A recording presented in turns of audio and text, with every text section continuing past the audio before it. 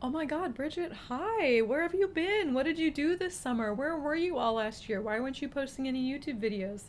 I'm so glad you asked. Welcome to my sleepover where I'm going to curl my hair and tell you about what I've been up to for the past year and for this past summer and why I haven't been able to post as many YouTube videos. I don't know if anyone really cares to hear about this, but I just kind of wanted to share what I've been up to because it feels kind of, I don't know, weird that I just disappear and drop a video every 6 months.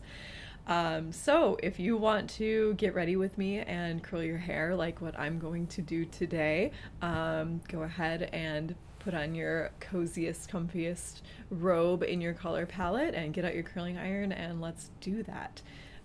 So, for the past year, I was actually living in Shreveport, Louisiana, of all places. I'm actually based out of Dallas, Texas, but I got a call about a year ago, or a little over a year ago, from the general director at Shreveport Opera. I was actually on another gig at the time. I was working with the Dallas Bach Society, and we were recording this Baroque opera, this French Baroque opera. If you didn't know, I'm actually an opera singer. That's the dream that I am pursuing right now. And yeah, so I do a lot of work in that, and that is what takes me away from doing my side hobby of colors and other various jack of all trades activities outside of opera. Um, but yeah, so I was working on this Charpentier opera called Les Arts Florissants. My French is terrible when I'm speaking it, but when I'm singing it's pretty good. But it was this French opera that was written for King Louis and was performed in the courts. Anyway, we were recording that, and I got this call from the general and artistic director of Shreveport Opera, and they needed a mezzo soprano to be a resident artist for their season.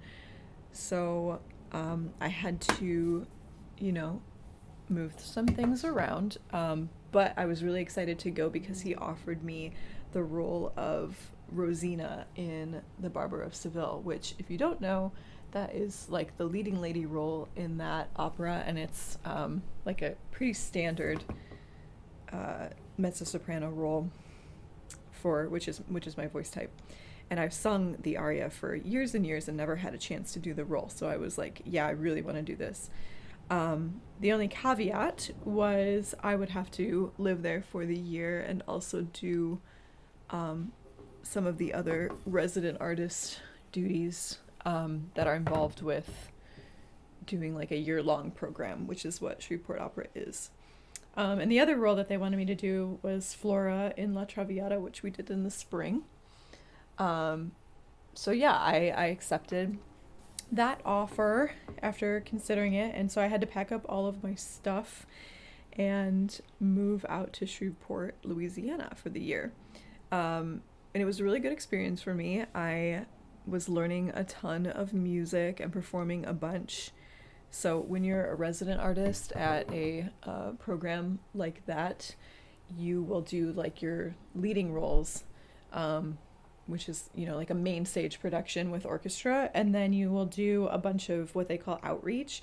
So most of my job was doing a couple of children's operas and then doing these like run out concerts where you'd sing arias and musical theater, and at like parties and you know, country clubs and retirement homes and things like that. So that was most of the job. So I was really busy singing all the time and doing all of that with my job. Ooh. And but I had some really good colleagues there. I really enjoyed the people that I was singing with. It was a really fun group, and we would come home every night after, you know, we'd spend all day singing and having rehearsals and running around in a van performing for people. And we'd watch Breaking Bad. We watched actually the whole thing, and then we watched all of Better Call Saul. It was a really fun year. Some of the people hadn't seen them yet, so we started from the beginning, and we all really bonded. It was really nice. Let's see, and then in the spring, I actually finagled a way to get my husband a gig, so he came out and sang The Doctor in La Traviata with us, which was so nice. What happened in the meantime? Oh, when he was home alone, we had this really cute cat that kept this feral. There's a bunch of feral cats in our neighborhood that kind of roam around and stalk the streets and stalk Carmela when we take her out for a walk. She's my French bulldog. But there was this one in particular that kept showing up at our back door, and my husband fell head over heels for it. He was super sweet and cuddly and would visit every day. And so, of course, Eric started feeding him and got really attached, and so we ended up taking in this feral cat in that time too. So it was kind of chaotic. He had to come out to Shreveport to live with me, and he was really worried about the cat being home. And then eventually, when he got back home, we were able to get him neutered and bring him inside. But yeah, so we have a new kitty cat.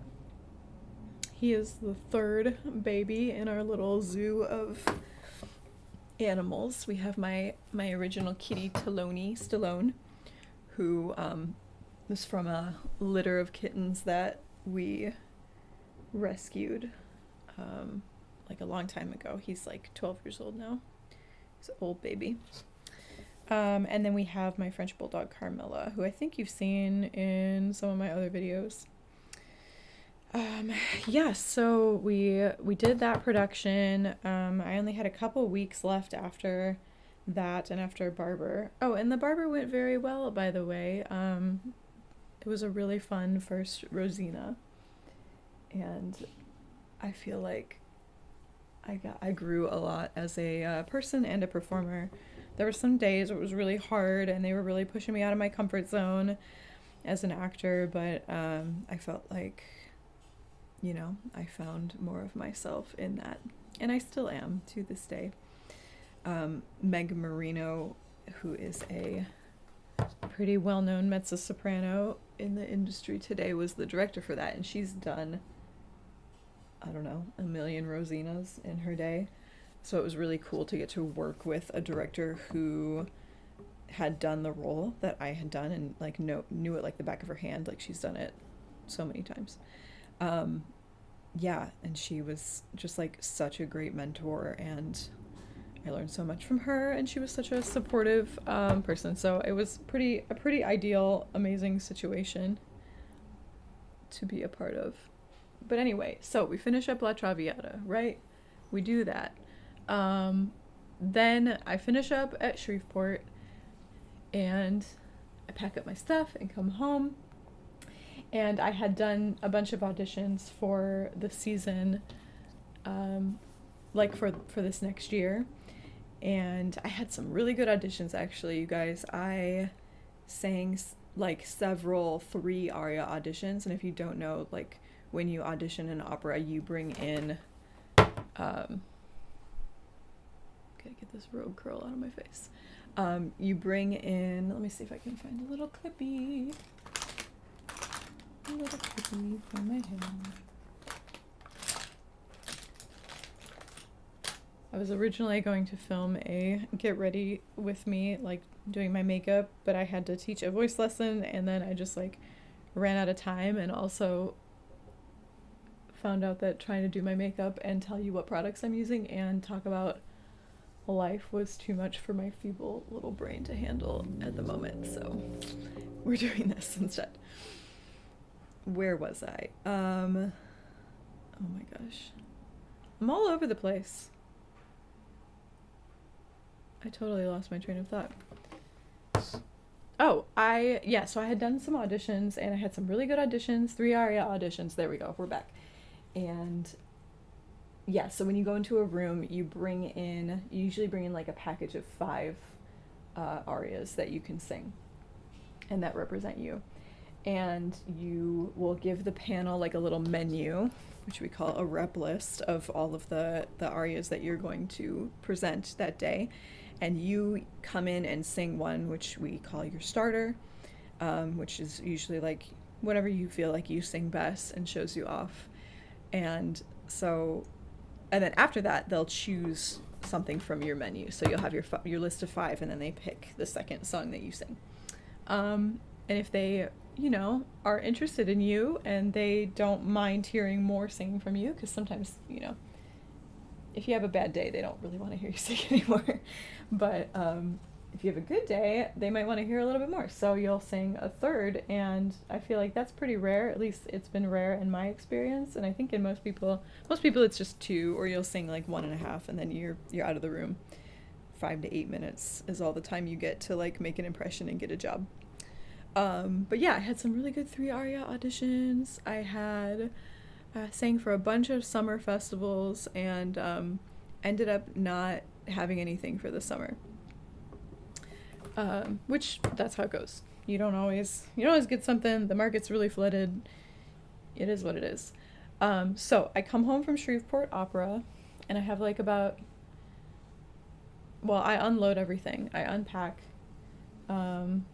I've really made peace with I'm not going anywhere for the summer, so I'm gonna stay home. I'm gonna be a grandma and garden and cook and just like decorate my house, because I haven't been home for 9 months.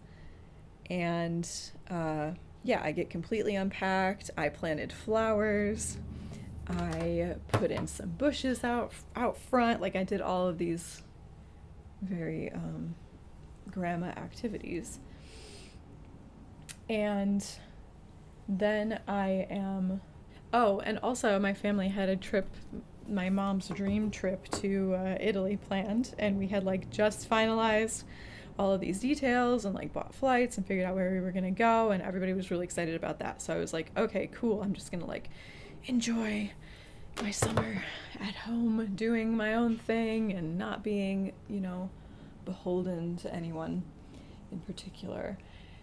And then the first Saturday that I was home, I wasn't even home a week. I get an email after I had done like a full day of teaching, so it's like 5 p.m. I get an email from the Glimmerglass Festival, which, if you don't know, is like one of the top opera summer festivals in the country. And I had auditioned there like several times before, maybe like 4 times I'd sung for them, wanting to go there, and I hadn't been accepted. Well, the email was about how a mezzo-soprano had backed out of her contract, I think due to like personal reasons, and she wasn't going to be able to go, and I was one of the top alternates for that position. So I ended up accepting it after a lot of crying and freaking out about, what am I going to do this summer? Or what I was planning to do this summer. It was really scary and really difficult and a hard decision. I mean, it was an easy decision to make, but it was hard because of just like the plans that I had made. I was supposed to go back and like re-record some things with the Dallas Bach Society, and I was supposed to sing a wedding for this couple. Their daughter was getting married, and they were based in Shreveport, so I got that gig from being there, and I was supposed to go to Italy with my family, and I had to like cancel all of those things and pack my life back up and head to upstate New York. So it was like a 3-day drive, and I had all of one day to like make all of these crazy arrangements so that I could go up there. So that was super insane, but so exciting, and something I had in the past like cried over and prayed for and all of that stuff. I'm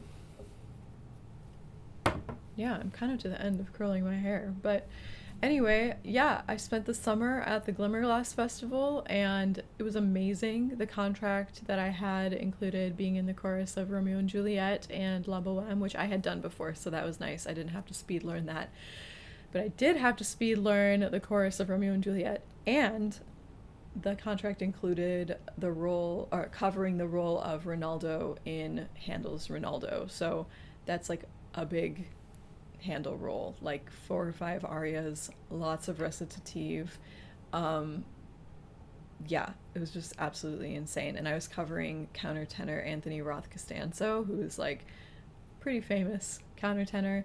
So I was a little intimidated by that, but I ended up learning a lot from him and pulled off learning the role in like a month. And one of the cool things that I got to do while I was there, Anthony had gone to actually be a part of the Pride Parade, the Metropolitan Opera's float for the Pride Parade. So he wasn't going to be there for the first tech rehearsals of Ronaldo. And that was like maybe 3 weeks into the program, and I didn't know this role at all. So it was like a lot of music. And so I had to jump in for those tech rehearsals, which is like the first time that you are doing the staging that you've done in the rehearsal room on the stage with the actual set and the prop pieces. So it's kind of like a big like transition into working with the real stuff that you're going to work with on stage. So yeah, I had to learn all of that music and all of that staging like really, really fast, and then get up there and do all of the first act on stage. So that was like a crazy cool moment for me, and something that like really pushed me beyond my limits and showed me like what I was capable of doing. And then yeah, I don't know, everything else was just so amazing. It was such a great summer. And so that's what I was doing. I was doing like 10 or 12-hour days almost every day, and didn't have a lot of time to like, I don't know, teach, let alone practice, let alone make YouTube videos. So yeah, I don't know if any of you cared to hear that, but that's what I've been up to and what I've been doing for the past I guess almost year and a half. I know I put out a couple things, but like now that I'm back home, I'm hoping to kind of get back on it and be more consistent again. I know they say that every time, but this time I hope I mean it. Yeah, so I hope you've enjoyed getting ready and curling your hair with me. Let me know what other kinds of sleepovery content you would like me to make. And if you haven't subscribed yet and you made it through this video, it might be a good idea to subscribe and we can hang out again. So thank you so much, and I'll see you next time. Bye.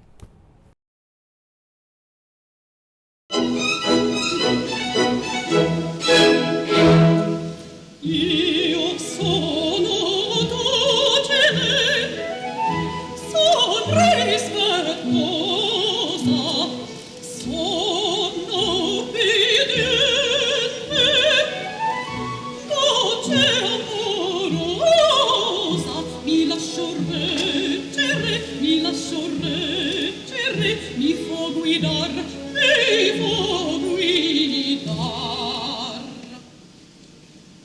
Ma se mi toccano dove mio debole, sarò la vivera, sarò, e 100 trovole prima di cedere, farò giocare,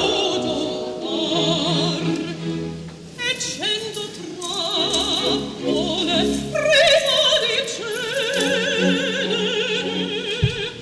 farò giocare,